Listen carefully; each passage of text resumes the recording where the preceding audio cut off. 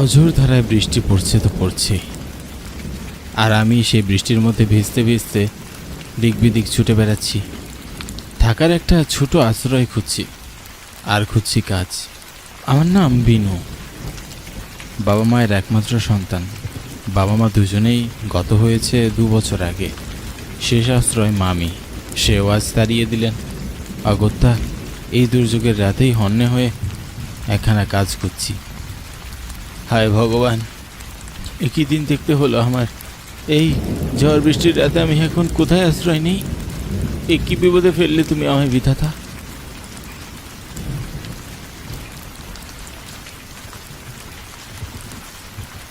সহসা কিছু দূরে খানিক আলো দেখতে পেলাম। মনে একটু সাহস বাড়ল। তড়িঘড়ি করে ছুটে গেলাম সেদিকে, যদি কোনো আশা ভরসা পাই। এটা তো একটা চায়ের দোকান। যাক, ভালোই হয়েছে। এখানে গিয়ে কোনো কাজ পাই কিনা দেখি।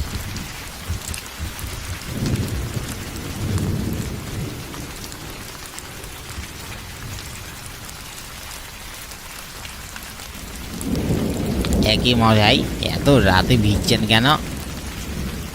বড্ড বিপদে পড়ে গেছি গো দাদা, একটু সাহায্য করলে উপকৃত হতাম। সাহায্য? কি সাহায্য করব?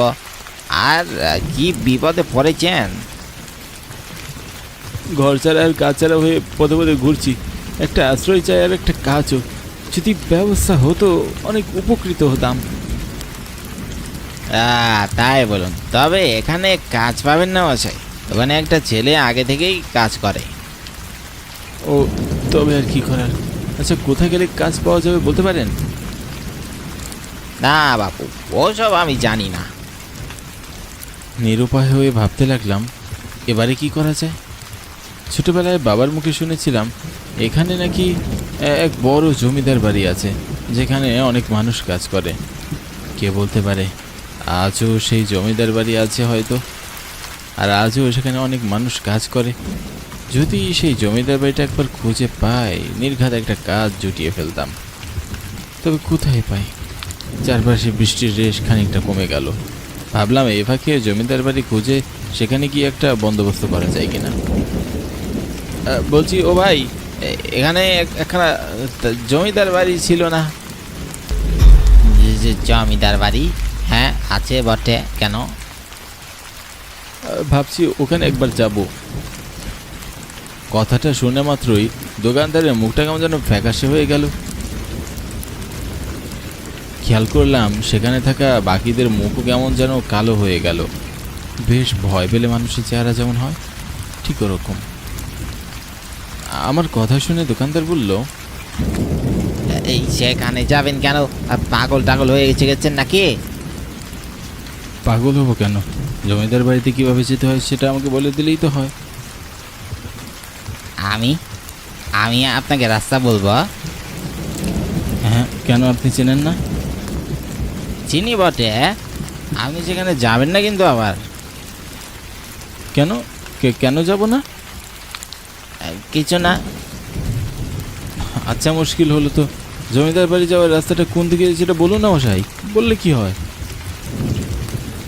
সোজা গিয়ে বাদিয়ে গেলে একটা পুকুর পড়বে। পুকুর পেরিয়ে কিছুক্ষণ হাঁটলেই জঙ্গলের ওপারে জমিদার বাড়ি।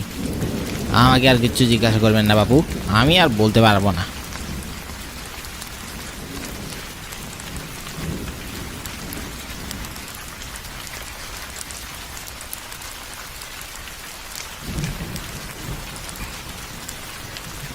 চাওয়ালা এমন করলো কেন জানি না।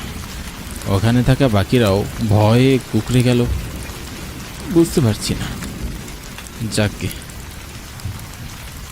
আমার বর্তমানে একটা কাজ হলেই হবে। চারপাশে বৃষ্টি থেমে গেছে, বেশ খানিকক্ষণ হয়ে গেল, কিন্তু তবু তার রেশ যেন এখনো পুরোপুরি থামেনি। রাস্তাটা বেশ পিচ্ছিল হয়ে আছে। জঙ্গল পেরোলেই বোধ হয় জমিদার বাড়ি পাওয়া যাবে। আমি হাঁটার গতি দ্রুত বাড়ালাম। যে করেই হোক যত তাড়াতাড়ি সম্ভব আমাকে জমিদার বাড়িতে পৌঁছাতেই হবে।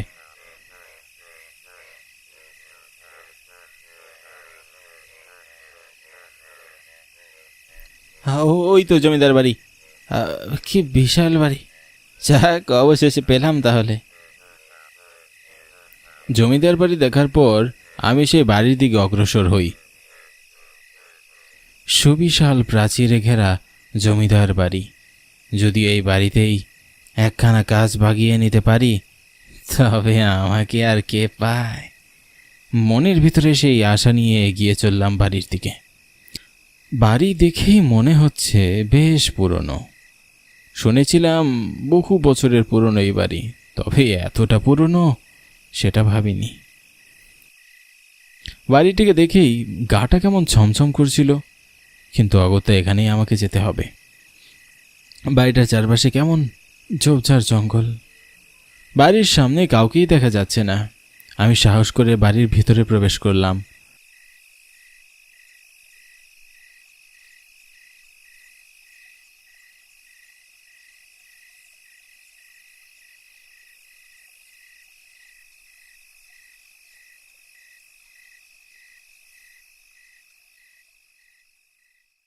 বাইরে থেকে বাড়িটা যতটা ভয়ানক দেখতে, ভেতর থেকে ততটাই সুন্দর। বাইরে থেকে দেখে কেউ কল্পনাও করতে পারবে না বাড়ির ভিতর এত সুন্দর কি করে হতে পারে। চারপাশে কাউকে না পেয়ে আমি এবার হাঁকডাক শুরু করলাম। বাড়িতে কেউ আছে নাকি গো? বাড়িতে কেউ আছো? আমি যে বড্ড বিপদে পড়ে এখানে এসেছি।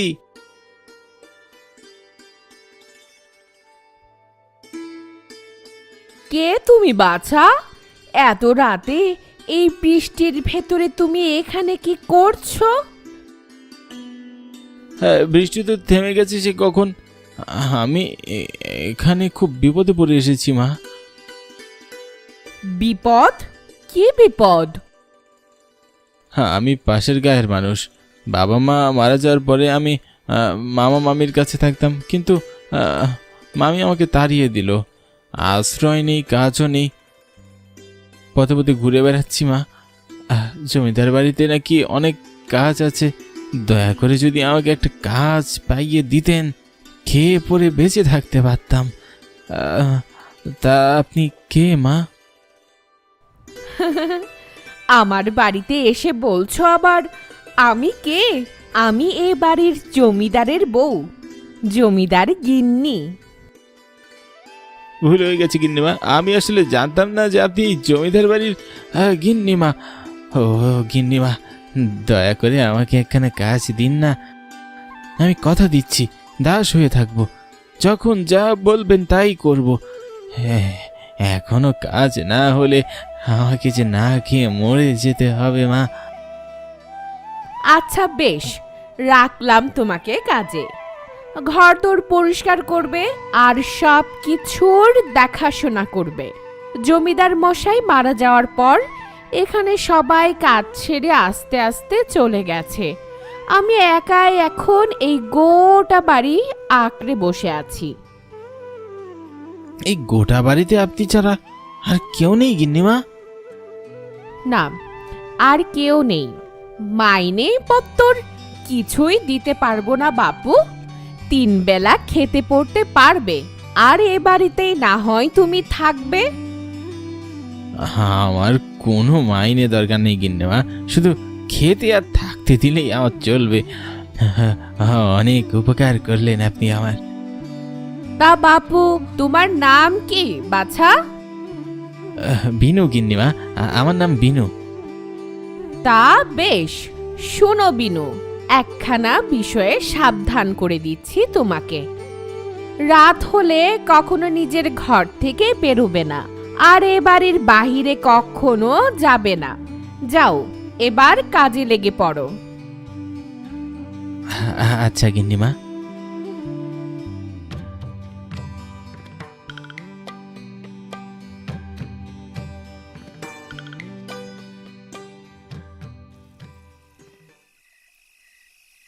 এত সহজেই কাজ পেয়ে যাব ভাবিনি। মনে মনে ভগবানকে ধন্যবাদ দিলাম। এরপর আমার চোখে ঘুম জড়িয়ে আসতে লাগলো, কিন্তু হঠাৎ ঘটল এক আজব ঘটনা। ঘুমে চোখ লেগে এলো আমার। এমন অবস্থায় টের পেলাম কেউ একজন কাঁদছে। কোনো মেয়ে মানুষের গলা। প্রথমে ভেবেছিলাম স্বপ্ন দেখছি, পর মুহূর্তে আভাস পেলাম যে সত্যি সত্যি কেউ কাঁদছে। আমি উঠে বসলাম। এই মধ্যরাতে কে কাঁদছে? গিন্নিমা তো বলেছিল এ বাড়িতে তিনি ছাড়া আর কেউ থাকেন না, তবে এটা কার গলা? সংশয় আমার মনের ভিতর কুডাক ডাকতে শুরু করলো। জানি না কেন খুব ভয় অনুভব হতে লাগলো। একবার ভাবলাম বাইরে গিয়ে পরখ করে দেখা যাক, কিন্তু পরক্ষণেই মনে হলো গিন্নিমা বারণ করে দিয়েছেন রাতের বেলা যেন বাড়ির বাইরে না যাই। কিন্তু রাতের বেলায় ঘর থেকে বের হতে নিষেধ করলেন কেন গিন্নিমা? সেটাই তো বুঝতে পারছি না। আর এত রাতে কারি বা গলার আওয়াজ পাচ্ছি। সব মিলিয়ে আমার মনের মধ্যে এক প্রশ্নকুণ্ডল তৈরি হয়ে গেল। বিবেচনা করে আমি সিদ্ধান্ত নিলাম দরজা খুলে আমি বাহিরে যাব। হতেই পারে কারো বিপদ হয়েছে, যেই ভাবা সেই কাজ।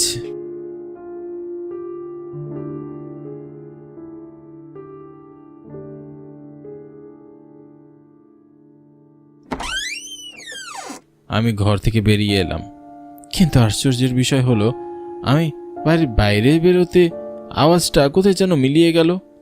এত সময় তবে আমি যা শুনছিলাম সব কি ভ্রম? হতে পারে ঘুমের ঘোরে স্বপ্ন দেখছিলাম। আমি আর বেশি কিছু চিন্তা না করে ঘরে চলে এলাম।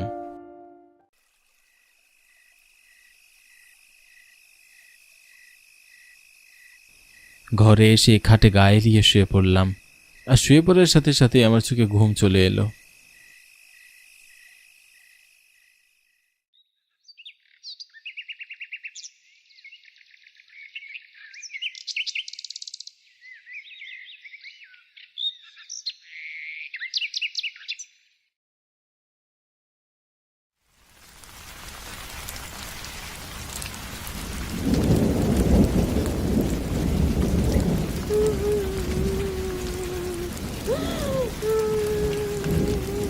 কি আবারও কারো কান্নার আওয়াজ আসছে?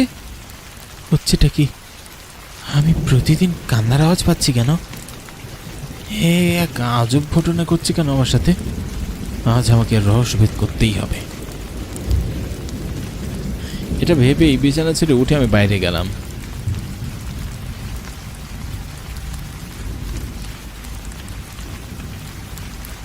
গত দিনের মতন বাইরে আসার সাথে সাথেই কান্না বন্ধ হয়ে গেল। আমি আরও বেশি আশ্চর্য হয়ে গেলাম যে গতকাল যা ঘটেছিল তারই আজ পুনরাবৃত্তি ঘটছে। বাইরে কি তবে কোনো রহস্য লুকিয়ে আছে যা আমি দেখতে পাচ্ছি না? যদি এই বাড়িতে কেউ নাই থাকে তাহলে কাঁদবে কে? তাও আবার এই সময়, এই রকম ভাবে? প্রশ্নের বেড়া জালে আমি আটকে গেলাম। আমি চারপাশে খুঁজতে আরম্ভ করলাম। খুব সম্ভবত কেউ আছে আশেপাশে।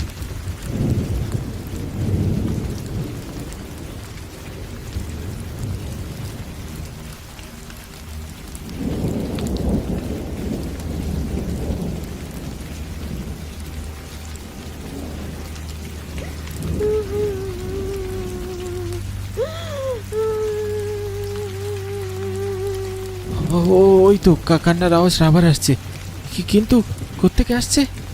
না, আজ যে করি হোক আমাকে কান্নার আওয়াজের রহস্যটা উদ্ঘাটন করতে হবে।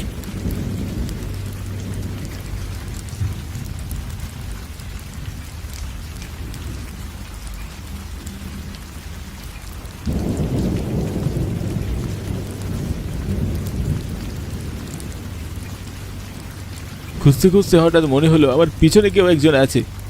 পিছনে ঘুরেই দেখলাম একজন হেঁটে যাচ্ছে। গিন্নিমা বলেছিলেন বাড়িতে কেউ থাকে না, তাহলে এই মহিলাকে এত রাতে এখানেই বা কি করছে? চারপাশে বৃষ্টি পড়ছে।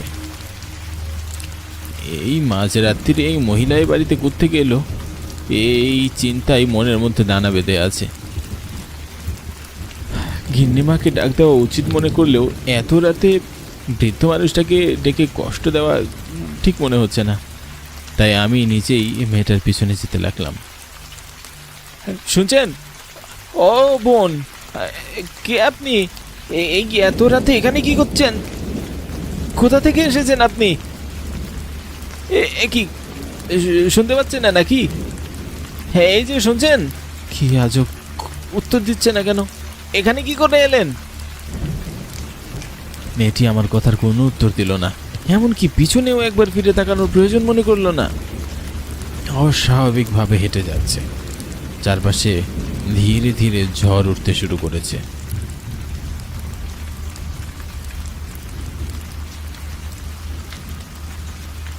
অন্ধকারের ভিতর দিয়ে মেয়েটা সামনের দিকে হেঁটে যাচ্ছে, আর আমি ওর পিছনে হেঁটে যাচ্ছি। আমার মনের ভিতর কেমন একটা ভয়ের আশঙ্কা জন্ম নিল।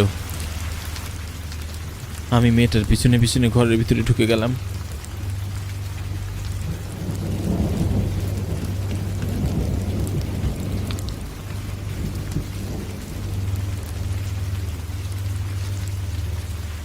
কে আপনি? তো তখন থেকে আপনাকে দেখছি, আপনি সাড়া দিচ্ছেন না কেন? কেন আমার পিছন পিছন আসছো? চলে যাও এখান থেকে। তুমি রোজ রাতে কাঁদো কেন? আমি কান্নার আওয়াজ পাই।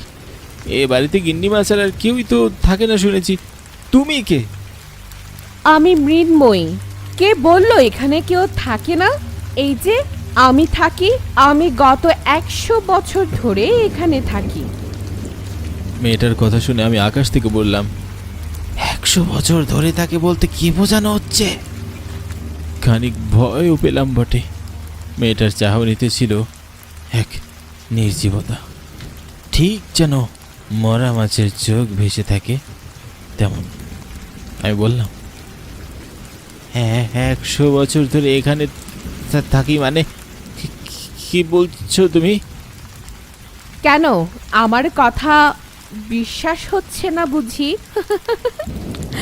আমার বয়স 100-র উপরে। কে কে তুমি? আমি মৃন্ময়ী, এখানকার এক দাসী। জমিদার সাহেবের কুনজর পড়েছিল আমার উপর। ভয়ে আমি কাজ ছেড়ে দিয়েছিলাম। সেই ক্ষোভে জমিদার মশাই আমাকে ধরে বন্দি করে রেখেছিল এই ঘরে। জমিদার গিন্নি সব জানতো, কিন্তু তিনি কোনো কিছুতেই বাধা দেয়নি। উল্টো স্বামীকে তিনি ভগবান রূপে পূজা করতেন। এমন ব্যবহারে স্বামী আরো ফুঁসে উঠেছিল। এই গায়ের প্রত্যেকটা প্রজার সঙ্গে তিনি দুর্ব্যবহার করতেন। দিনের রাতের অত্যাচারে প্রজারাও অতিষ্ঠ হয়ে পড়েছিল। আমাকে তিনি বিয়ে করার প্রস্তাব দিলে আমি সেটা প্রত্যাখ্যান করি। আর তারপরে সে আমাকে এই ঘরে আটকে রেখে দেয় টানা 30টি দিন। এই 30 দিনে জল খাবার কিছুই আমাকে দেওয়া হয়নি। কষ্টের চরম পর্যায়ে গিয়ে মারা যায় আমি। এরপরে সর্বপ্রথম শাস্তি দেই জমিদার গিন্নিকে। এই বাড়ির ছাদ থেকে ফেলে দিয়ে তাকে আমি হত্যা করি। আর তারপর এই জমিদারকেই আমি এই ঘরে এনে দড়িতে ঝুলিয়ে ফাঁসি দিয়ে হত্যা করেছিলাম। মেয়েটার কথা শুনে আমার নিঃশ্বাস যেন আটকে যেতে লাগলো। এতদিনের এই জমিদার বাড়ি সম্পর্কে যা যা ভালো কথা শুনেছিলাম সেই সব মিথ্যে। আমার মাথায় যেন আকাশ ভেঙে পড়ল। যিনি গিন্নিমাকে হত্যা করেছিল, তবে আমি যার সাথে কথা বলেছি তিনি কে? মাথায় এক পশলা প্রশ্ন এসে ঝাঁকে ঝাঁকে দানা বাঁধতে শুরু করলো। আমি জিজ্ঞাসা করলাম, গিন্নিমাকে মেরে ফেলেছ? তাহলে আমি যার সাথে কথা বলেছি তিনি কে?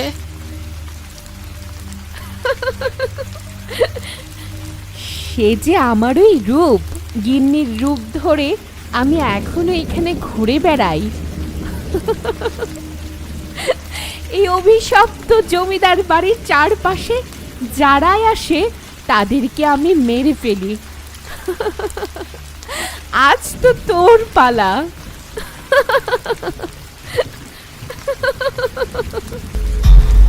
আমি দেখলাম আমার চোখের সামনে এই গিন্নিমার রূপ ধারণ করলো সেই কম বয়সী নারী মূর্তি।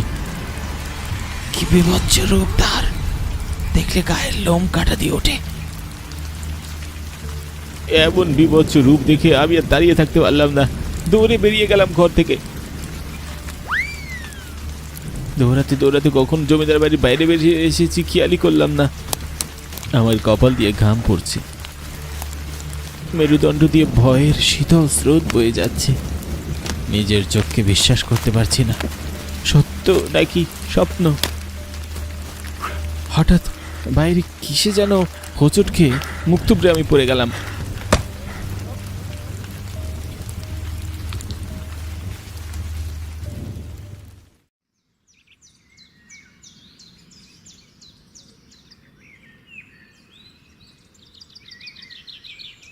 ও মশাই, চোখ খুলুন। হ্যাঁ বলি, সব ছেড়ে এই ভূতের বাড়ির সামনে জ্ঞান হারিয়ে পড়তে হলো আপনাকে? ভূতের বাড়ি মানে? বলি, জমিদার বাড়িকে সবাই ভূতের বাড়ি বলে, আপনি জানেন না? সেদিন যখন এই বাড়ির খোঁজ করছিলেন, নির্ঘাত আমি জানতাম আপনি এখানে এসেছেন। বলি, মরার শখ হয়েছে নাকি আপনার? হ্যাঁ, আর যদি হয়ে থাকে অন্যভাবে মরুন না, ভূতের হাতে প্রাণ দিতে হবে কেন শুনি? তা এই ভাঙ্গা বাড়ির সামনেই বা পড়ে আছেন কেন আপনি? আমি তাকিয়ে দেখলাম সেই বিশাল জমিদার বাড়ি এক ভাঙ্গা স্তূপে পরিণত হয়ে রয়েছে। তবে আমি যে দুদিনে বাড়িতে ছিলাম সেটা কি ছিল, এর উত্তর হয়তো সারা জীবনেও আমার মিলবে না। তবে যা অভিজ্ঞতা হয়েছে তা আমি সারা জীবনেও আর ভুলতে পারবো না।